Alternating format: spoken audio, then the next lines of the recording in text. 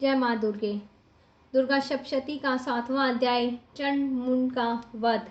ऋषि कहते हैं, तदंतर शुंभ की आज्ञा पाके वे चंड मुंड दोनों दैत्य चतुरंगनी सेना के साथ अस्त्र शस्त्रों से सुसज्जित होकर चल दिए।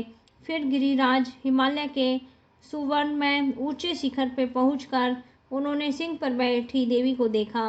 वे मंद मंद मुस्कुरा रही थी। उन्हें देखकर दैत्य लोग तत्परता से पकड़ने का उद्योग करने लगे। किसी ने धनुष तान लिया, किसी ने तलवार संभाली। कुछ लोग देवी के पास आके खड़े हो गए। तब अंबिका ने अपने शत्रुओं के प्रति बहुत ही क्रोध किया।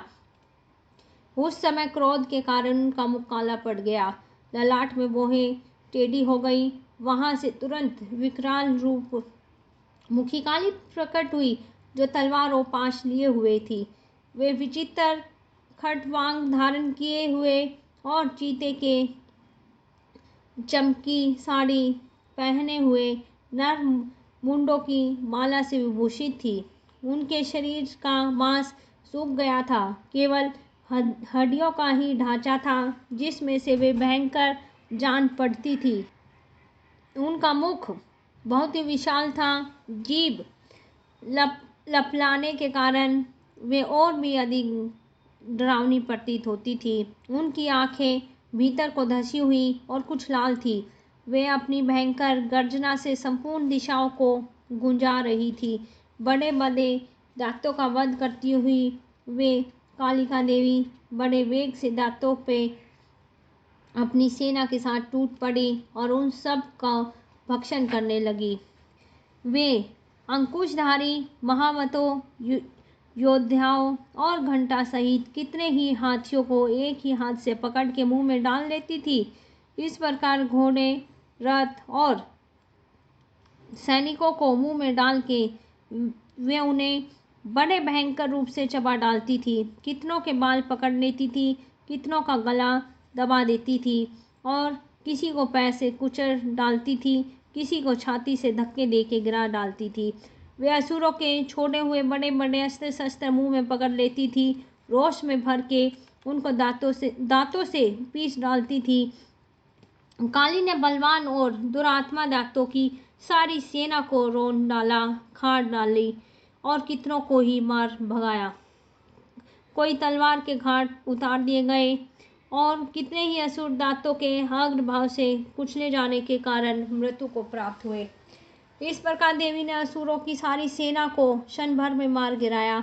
यह देख के चंड उन अत्यंत भयानक काली देवी की ओर दौड़ा तथा महादैत्य मुंड ने भी अत्यंत भयंकर बाणों की वर्षा की और हजारों बार चलाए हुए चक्रों से उन्होंने भयानक नेत्र वाली देवी का आच्छादित कर दिया। वे अनेक चक्र देवी के मुख में समाते हुए ऐसे जान पड़ते मानो सूर्य के बहुतेरे मंडल बादलों के उदर में प्रवेश किए जा रहे हैं। तब भयंकर गर्जना करने वाली काली ने अत्यंत रोष में भर के विकट अट्टहास किया। उस समय उनके विकराल वदन के भीतर कठिनता से देखे जाने के कारण दांतों की प्रभा से वह अत्यंत उज्जवल दिखाई देती थी।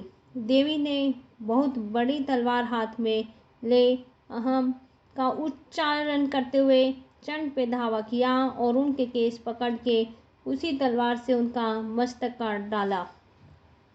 चंड को मारा देखकर मुंड भी देवी की ओर दौड़ा। जब देवी ने रोष में भर के उसे भी तलवार से घायल करके धरती पर सुला दिया। पराक्रमी चंड और मुंड को मारा देखकर मरने से बची हुई बाकी सेना भय से व्याकुल हो चारों तरफ भागने लगी।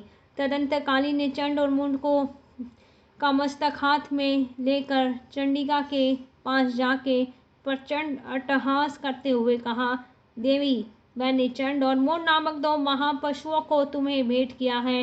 अब युद्ध यज्ञ में तुम शुंभ और निशुंभ स्वयं ही वध करना।